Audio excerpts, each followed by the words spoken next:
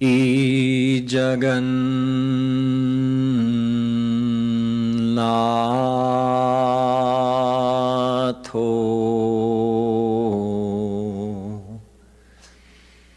Madguru Shree Jagadguru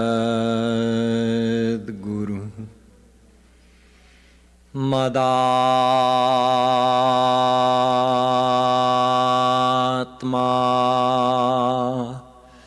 Sarvabhutatma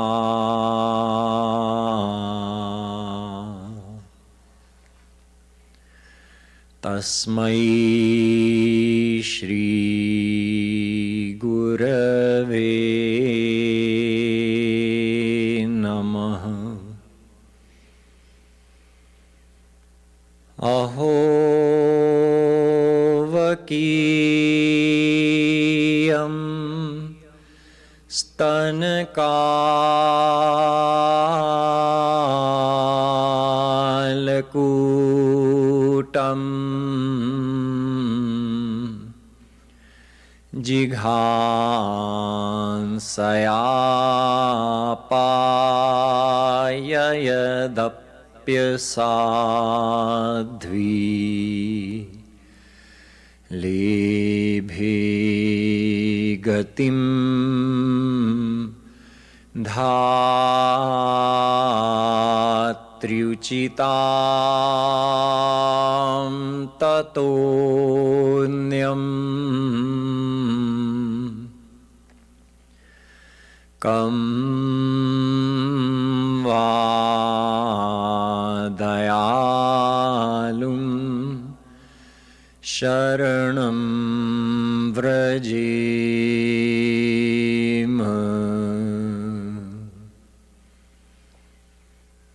yo brahmanam vidadhati purvam yo vai vedanscha prahinoti tasmai tagmangha devamatma buddhi prakasham mumukshurvai sharanamaham prapadye. Dear devotees, we'll have a couple more minutes of Nam Sankirtan, and after that I'll be addressing some of the questions that our YouTube viewers have been sending in.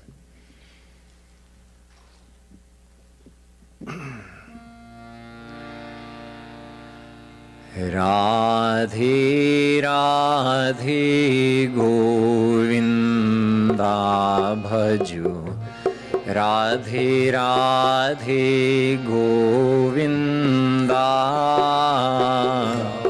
Radhe Radhe Govinda Bhaju Radhe Radhe Govinda Radhe Radhe Govinda Bhaju Radhe Radhe Govinda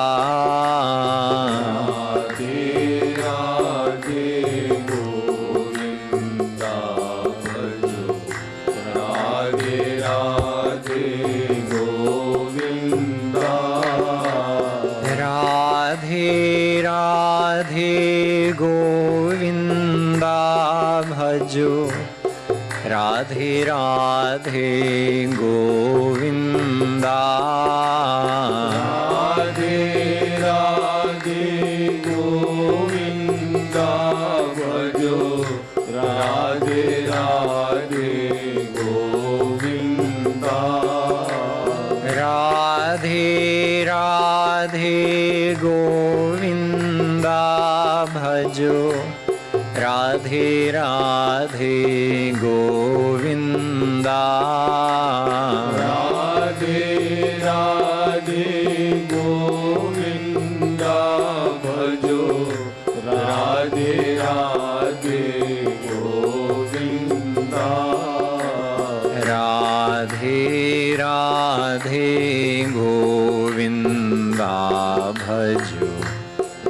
Radhe Radhe Govinda Radhe Radhe Govinda भजो राधे राधे गोविंदा राधे राधे गोविंदा भजो राधे राधे गोविंदा राधे राधे गोविंदा भजो राधे राधे गोविंदा राधे राधे गोविंदा भजो राधे राधे गोविंदा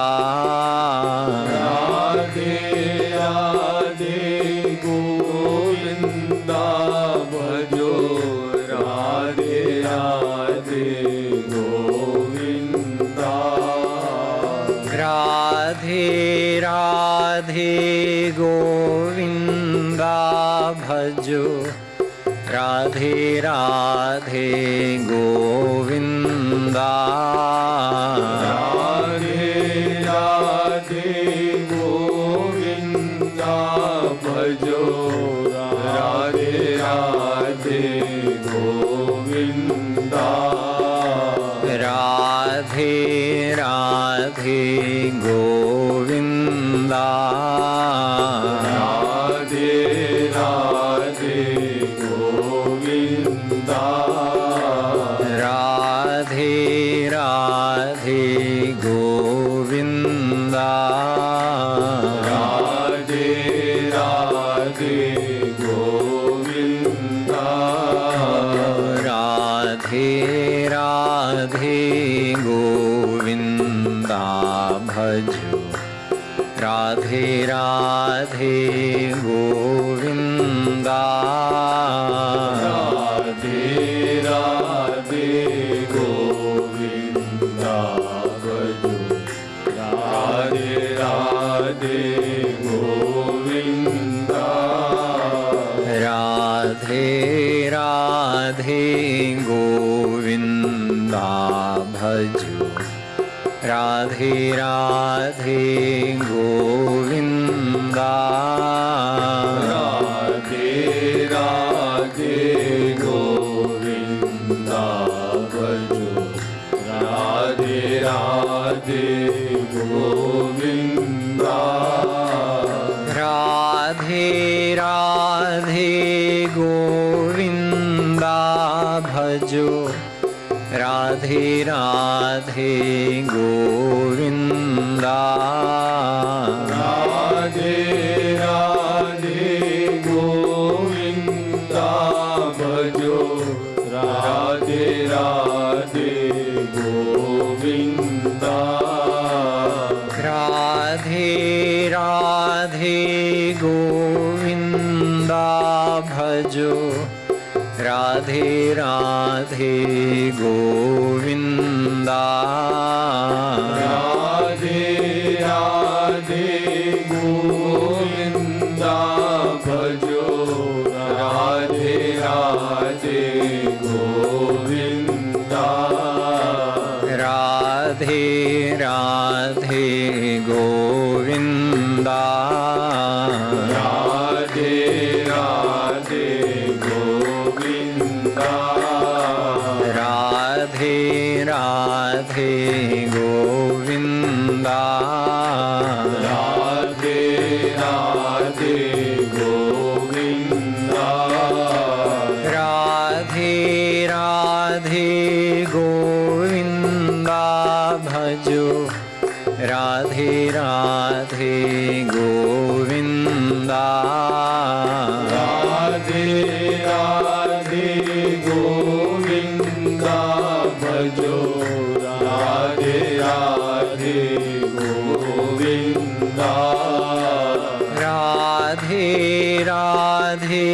गोविंदा भजो Radhe Radhe Govinda Radhe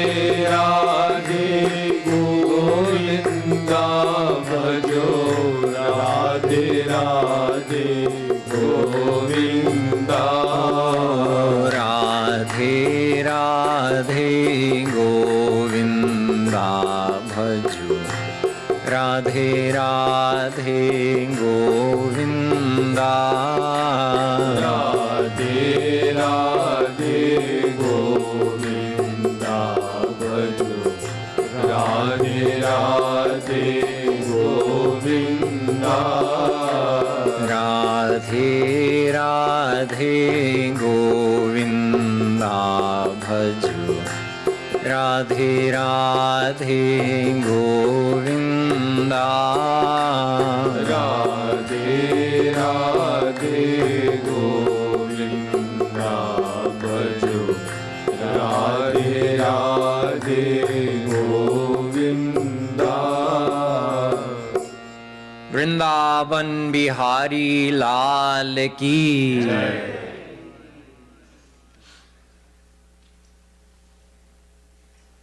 Radhe Radhe, everyone. We have a few questions that some of our satsangis who watch on YouTube have sent in.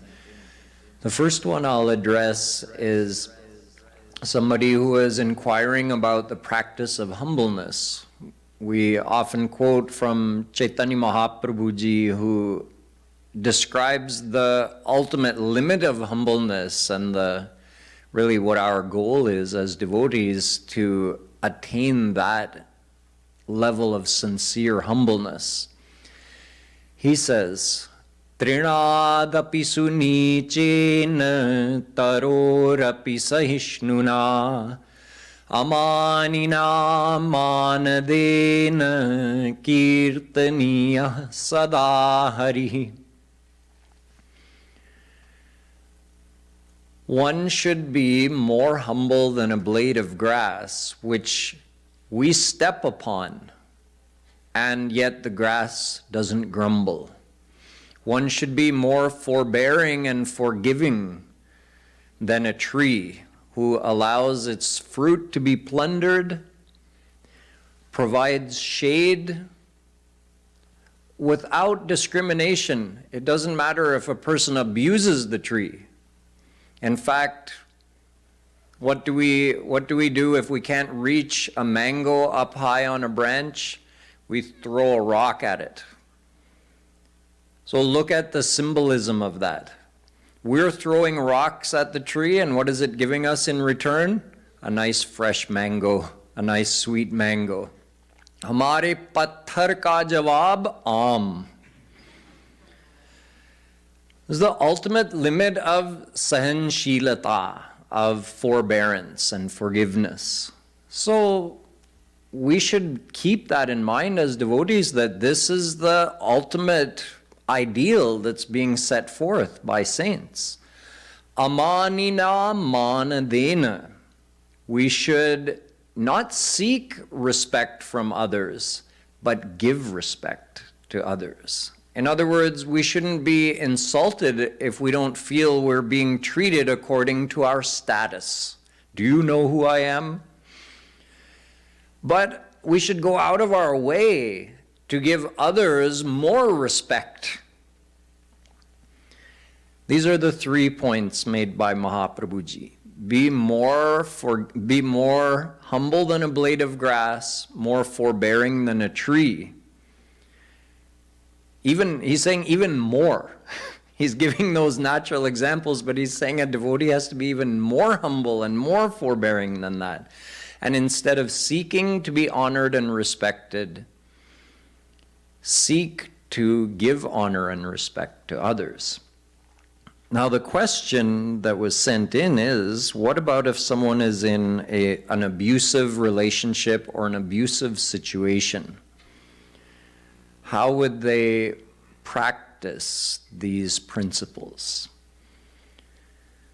And even if we ourselves are not in such an extreme situation that we would call abuse, still we may have questions as far as, well, this situation is a genuine problem for me. How do I handle this? As a devotee, can I state that there's a problem? Can I address the problem and try to resolve it? Or do I just have to keep forgiving and forgiving and forgiving? The answer is very practical. Humbleness is first and foremost on the inside. And we express it, or maybe express is the wrong word, but we apply it in our outer behavior as much as possible, but according to the requirements of the situation. In other words, if there's a problem, it's okay to address it with humbleness. Okay, what about if you're a manager in your company and some of the people you're managing, maybe you have to fire somebody. Maybe you have to point out somebody's mistake. Maybe you have to reprimand or discipline somebody. Is that humbleness?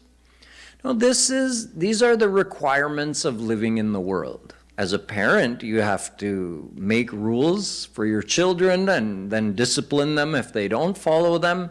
There are all kinds of situations in the world that require this kind of behavior, which seems to be the exact opposite of humbleness. I'm telling someone they're wrong.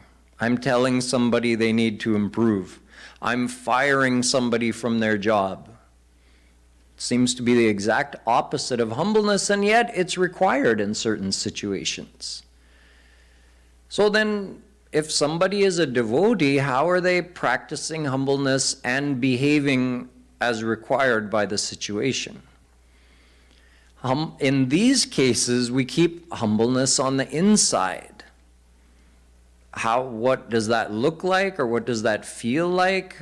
Well, part of it is just feeling that, yes, although, take the example of firing somebody.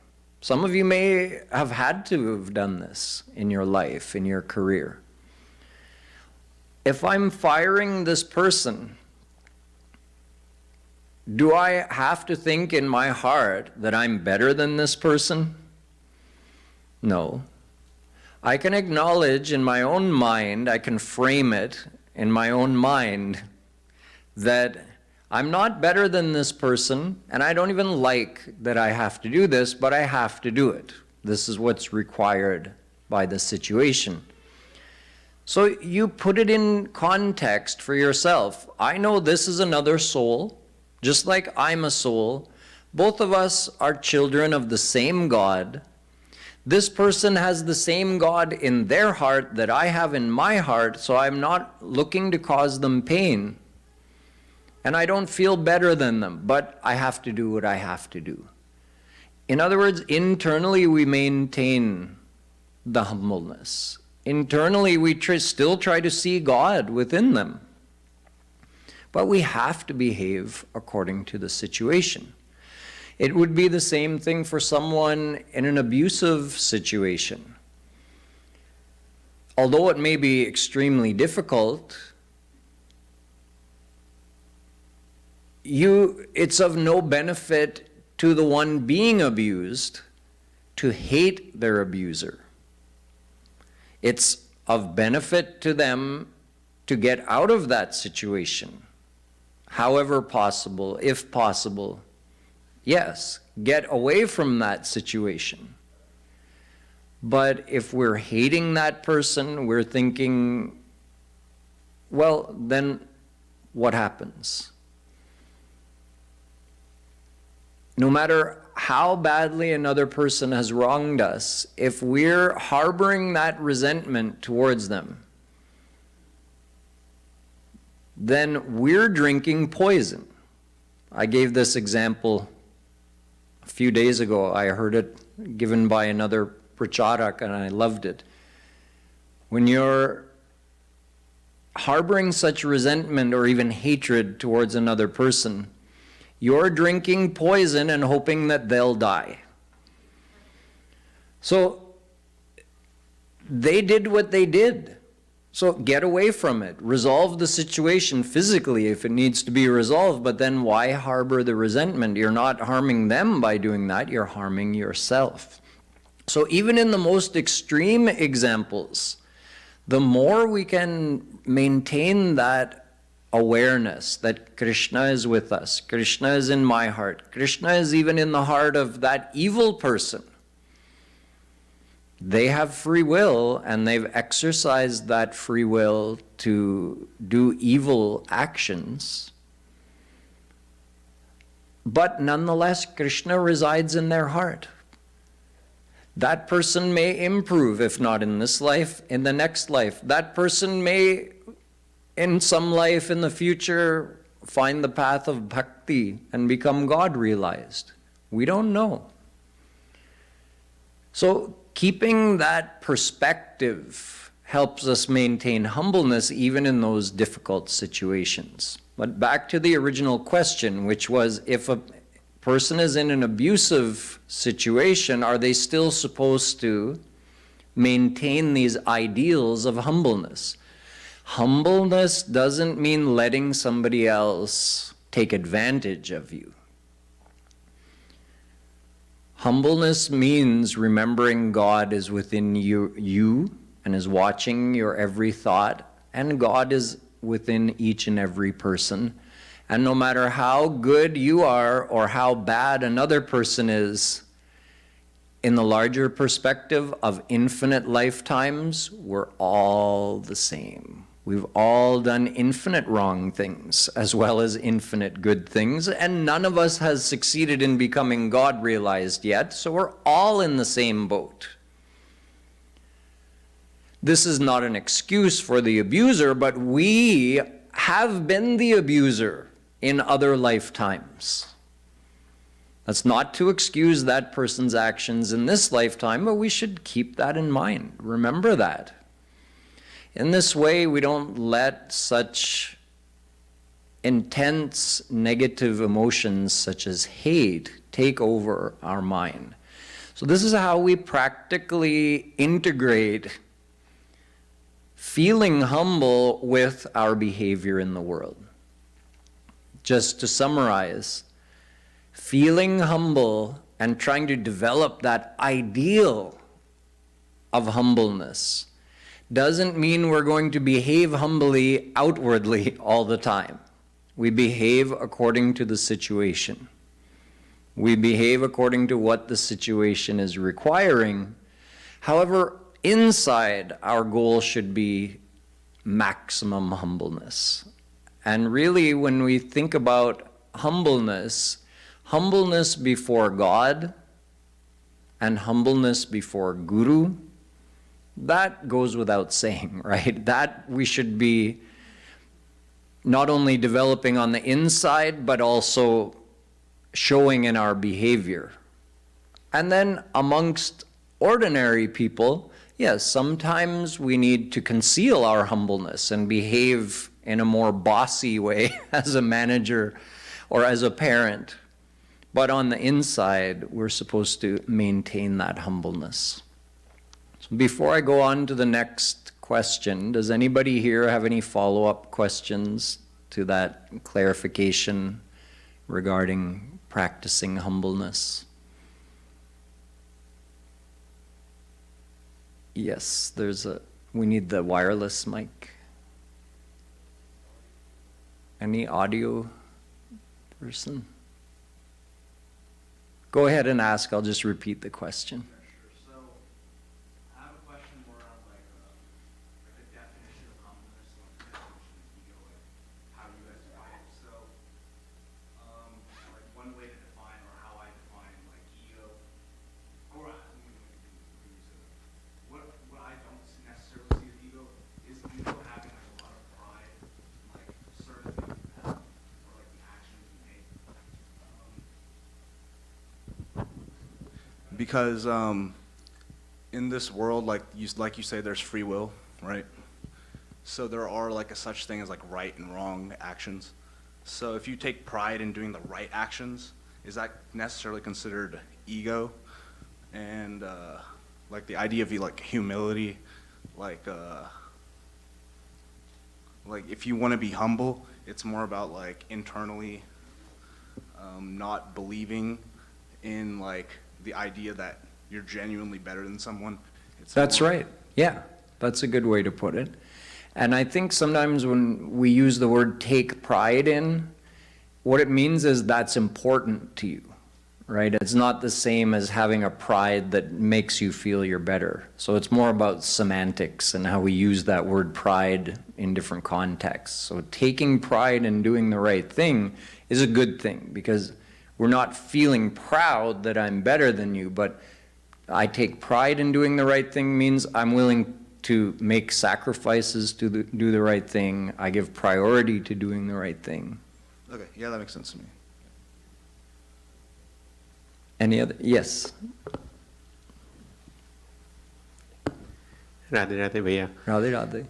So when you mentioned that you want to be humble inside, but circumstances require us to be externally a little bit bossy, how do you keep yourself in check to make sure that doesn't become a slippery slope, that you go too far in those circumstances? It requires a lot of practice, I assume, but any tips and guidance on that? I think in my experience, most of the time, even when we have to be bossy, doing it in a really respectful way usually brings a better result. So I think that can be helpful, is just, sometimes you can try that out first, be even more respectful than you think you should be, and see, can I still get the outcome that I need to get? And maybe we don't have to be as externally bossy as we think we have to be, but we could escalate to that level, right? Let's start out, most of the time, an extremely respectful approach can, 90% of the time, that gets the desired result.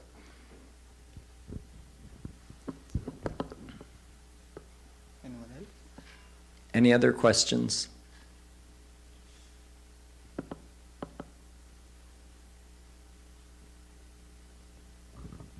There was a question sent in about, it's a more general question about the path, how to get started on the path of Bhakti-Yoga. So let me give a brief summary. What would that look like if someone says, I want to follow this path? Jagadguru Shree Kripalu Ji Maharaj says that there are two aspects to following the path. There is the part when you're going to cease all other activities and you're just going to sit and focus on doing devotion. And then there's the part when you're involved in your worldly activities, how do you integrate devotional consciousness into that part of your life when you're busy doing other activities? The first part, we call that doing sadhana, practicing daily sadhana, practicing daily devotion. So that means we set aside part of our day, every day, where it's an appointment, it's in our schedule. Every day we say, during this time I will cease all other activities, parenting activities, work-related activities, school-related activities, and I will just sit and do devotion. How to do that? Although there are many, many ways to do bhakti, the most important principle to keep in mind is that devotion is either done with the mind, or it can be done with the senses, or it can be done with both. What does that mean? If you're imagining the form of Krishna, that's devotion. You're doing devotion with your mind. If you're thinking about your relationship with Krishna, oh, he lives inside me and he gives life to my very soul, you're doing devotion. In other words, if your mind is engaged in thinking of God or God's leelas, imagining God's form, anything within that field related to God, then you're doing mental devotion. If your mind is somewhere else, but you're physically engaged in doing some devotional formalities, like it could be you're chanting some kirtan, but you're thinking something else, then that would be an example of you're physically doing devotion, you're not mentally doing devotion. You could come physically to the temple and do pranam, but you could be thinking about a check you have to write later, or an errand you have to run. So if your mind is somewhere else, you're not mentally doing devotion, but you're physically doing devotion. The physical devotion doesn't have much value on its own. Where the physical devotion has value is when you combine the two. So instead of just mental devotion or just physical devotion, when you combine the two, then the physical devotion has value. Just mental devotion is great, because in fact it's the mind that is purified by thinking of God, and that's the whole goal of practicing sadhana, is to purify the mind so our mind can be more attached to God, so we can get God's grace and become God realized. This is the whole process of the path of bhakti. However, if we just sit quietly and try to do devotion, it's very difficult to do for more than a minute or two, because our mind tends to wander. Thus, the physical devotion. The physical practices of devotion are there to help our mind stay engaged. Kirtan is recommended in Kali Yuga as the supreme way of keeping the mind engaged in remembering God. This is why we do the kirtan. This is why we chant God's name, because while chanting His name, external noises are blocked out, and also it just focuses us. Because we're vocally doing it, we may even be clapping our hands. So when you're engaged in that way, really it helps you exponentially in keeping the mind in that field you're trying to keep it in, which is thinking of God. This is why kirtan is the most recommended. However, any physical form of devotion that helps you keep your mind in God is valid and it's helpful. It has value. Any physical form of devotion that doesn't help you, or you're not using it in order to keep your mind more attached to God, then it doesn't have much value. I mean, it's still, physically you're not doing anything wrong, you're doing something good physically, but God doesn't evaluate our actions based on the physical motion of our body. He evaluates our actions based on the attachment of our mind. So if our mind is not in God, He's not giving us credit for doing devotion. He's noting down what we're thinking of. We're physically in the temple, but we're thinking about my car that I left in the shop. What type of karma is that? Oh, it's pretty neutral. It's neither here nor there. It's not a good action. It's not a bad action. But is it devotion? No. So it doesn't count as bhakti. It's just like a neutral karma. Whereas you could have used those 60 seconds to be doing Rup Dhyan, meditating on the form of Shri Krishna, which would have purified your heart. So we understand this basic principle, that just physical devotion is not an effective path. Using physical devotion as a way of enhancing our mental devotion, that's an effective path. And what is recommended by Jagadguru Shree Kripalu Ji Maharaj is sit and sing kirtan, whether you play a recording and you sing along with it, or you just listen to it and don't sing along with it, or you sing live yourself on the harmonium or with the dholak, or even in a group. All of these are good ways to engage your mind. But while you're doing it, you have to do Rup Dhyan. Rup Dhyan is main. Rup Dhyan means visualizing the form of God that you're worshiping. Thinking of the qualities and even the leelas of God when you're worshiping Him. This is what we call Rup Dhyan. So how do we practice devotion? First of all, we set aside that time every day where we're going to do this intensive focus of meditating on the form and leelas of God, what we call Rup Dhyan, enhanced with the practice of kirtan. Then by doing that, we're developing some devotional consciousness because our mind is starting to get attached to Krishna. But if we, let's say we do that for an hour and then we go and for the next 23 hours, we only think of worldly things and we forget Krishna completely, what will happen is that devotional consciousness that we started developing, it will dissipate in the meantime. And then the next day when we sit to do devotions again, we'll find we're in the same place we were yesterday. We took one step forward, one step back.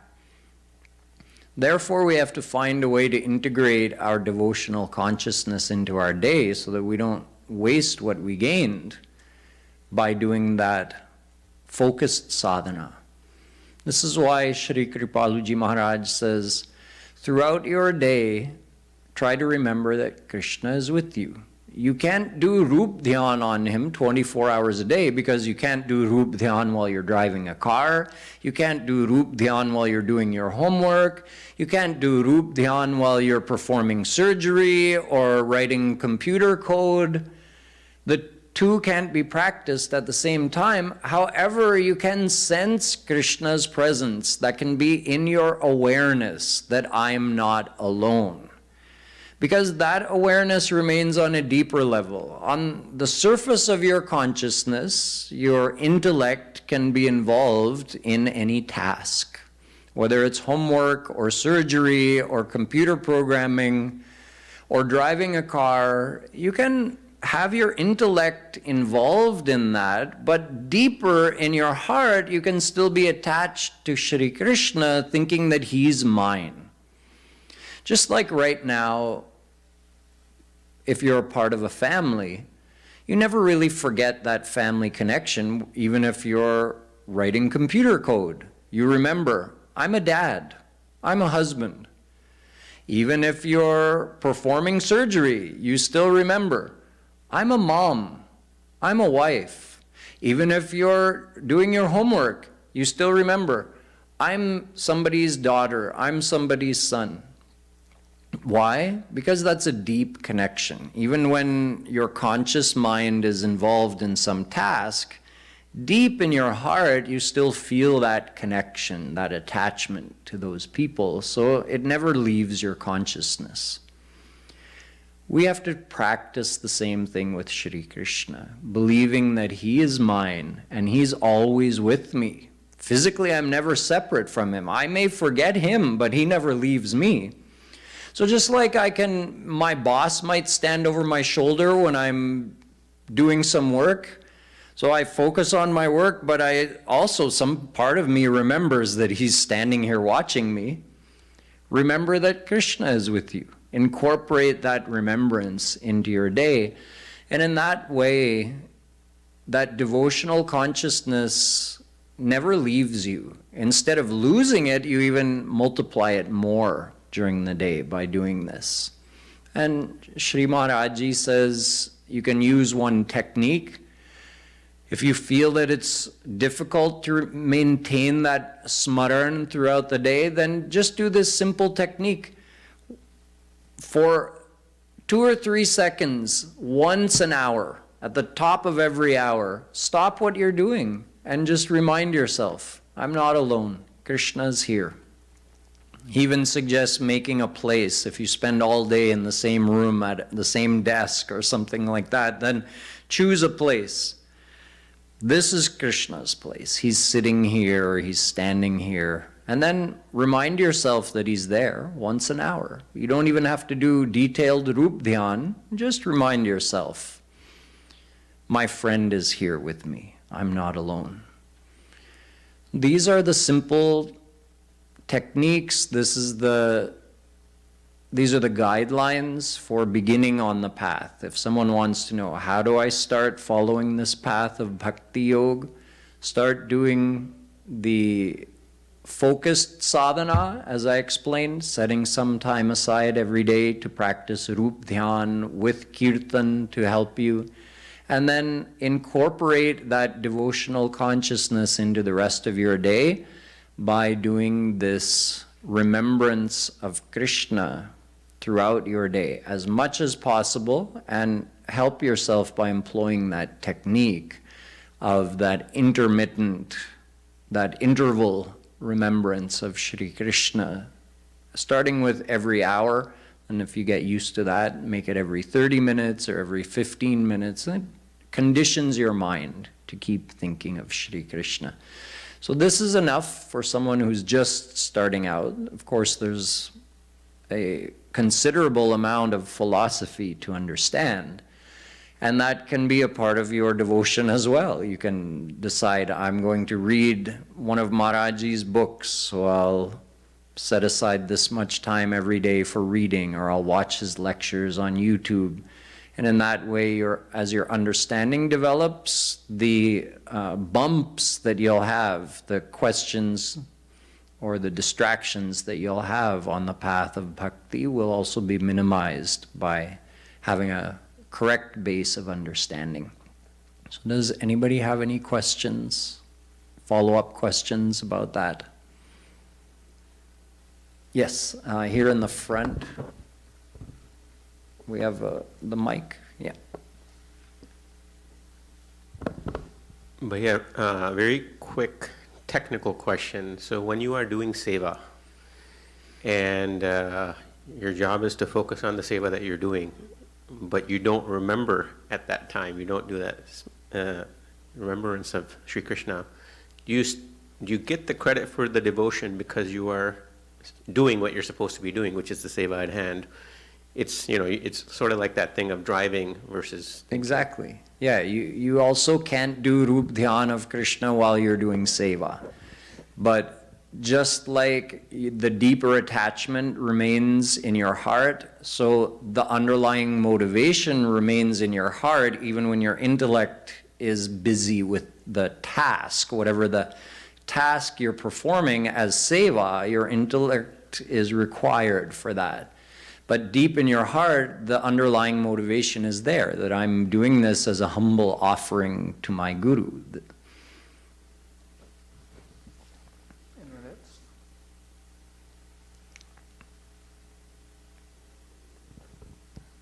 Okay, the last question that I'll take up today was sent by somebody. I'm not sure what part of the world they live in, but they said that they live in a remote location where there are no other satsangis around, there's no satsang center or mandir they can visit, so they feel isolated, and they're wondering, you know, how to stay motivated and how to progress on the path when they're physically isolated like that.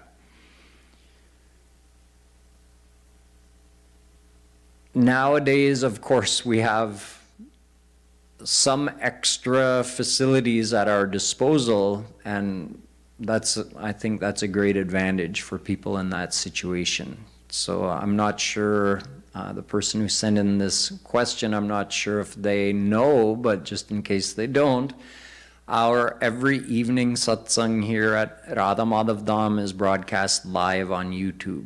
So you can watch it live, and it's also kept on the website for some time after. So if it doesn't match with your time zone, you can watch it later. It includes the kirtan, Maharaj's lecture, arti, everything.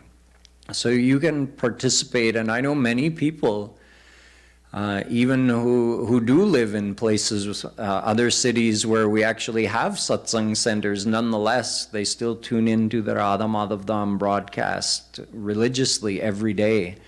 They join us for satsang. And it's also on our radio. We have an app, the Radha Madhav Dham app, that you can download in your smart device.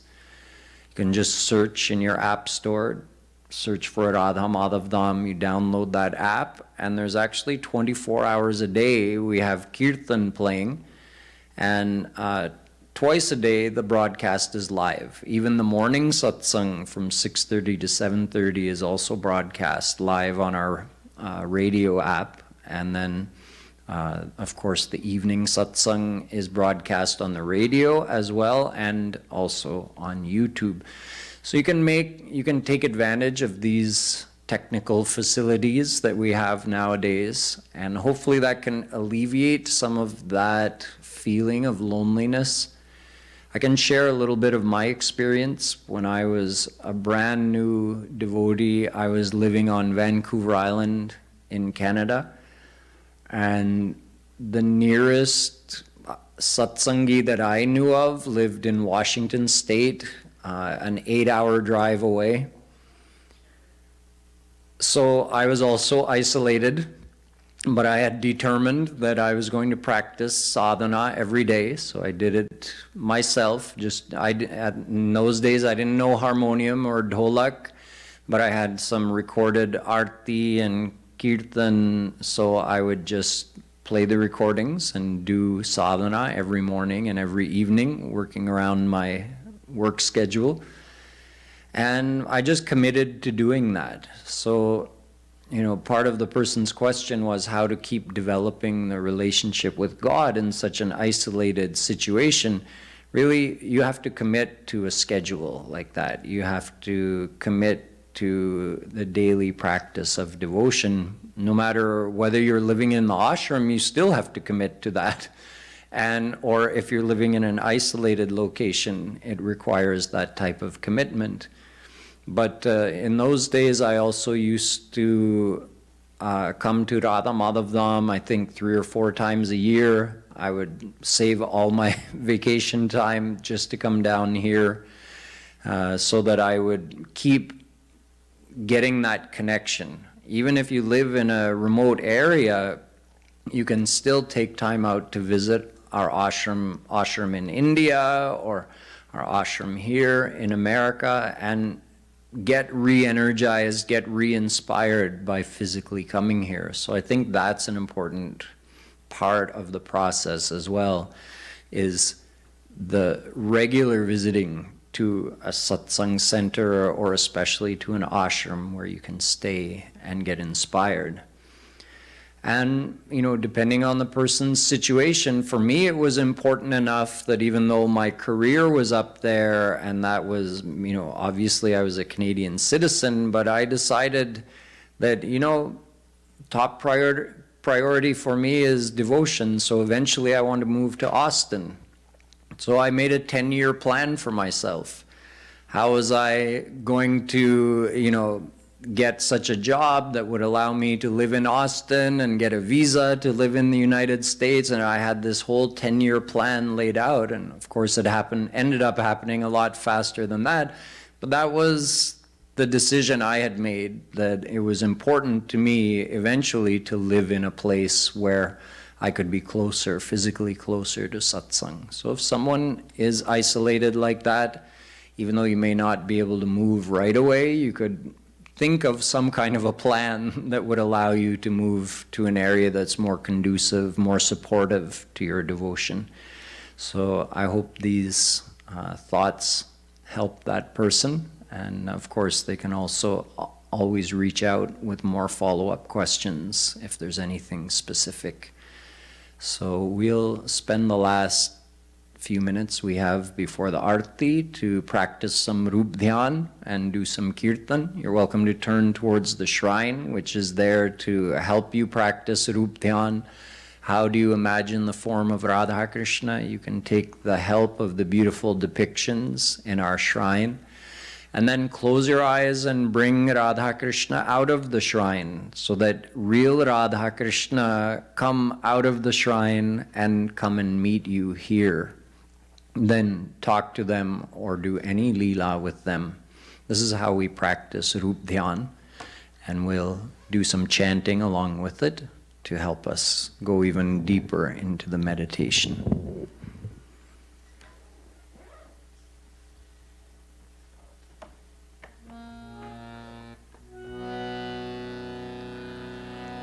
Radhe Radhe Govinda Govinda Radhe Radhe Radhe Govinda Govinda Radhe